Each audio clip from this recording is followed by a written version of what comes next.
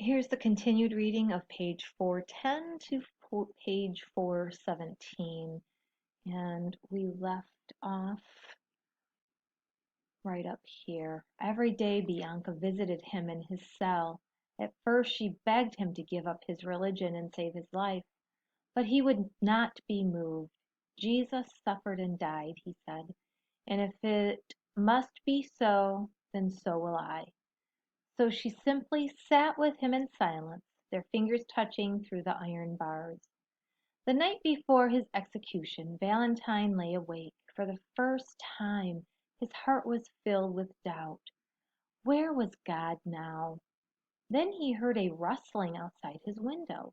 When he looked out, an extraordinary sight met his eyes. Marius and Livia stood there stood there together, a lit candle clasped in their joined hands. But they were not alone. Around them crowded many, many young couples, each with a shared candle. Some Valentine recognized as Christians, others were ordinary Romans, neighbors he had cared for in their childhood injuries and illnesses. Bianca stepped forward. They have come to be married by you. All doubt vanished. As he performed the marriage ceremony through the window, his heart was filled with joy. The next morning, Valentine heard the approaching footsteps of the emperor's soldiers, who were coming to lead him to his execution. Bianca still sat by the window. "Oh, dear Valentine," she cried, "why must this happen?" "God sometimes brings good from evil, my child," he said. Then he reached through the bars to grasp her hand one final time. As he did so, he placed a small paper package in the girl's hand.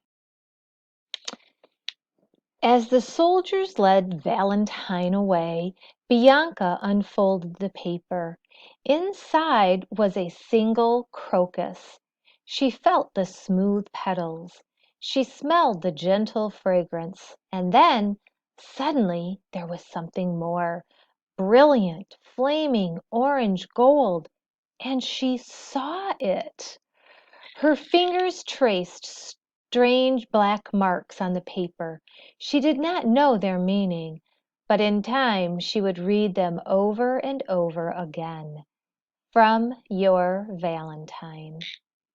Such is the legend of Valentine, honored as a man of courage and patron of lovers. He was beheaded on February 14th, 269.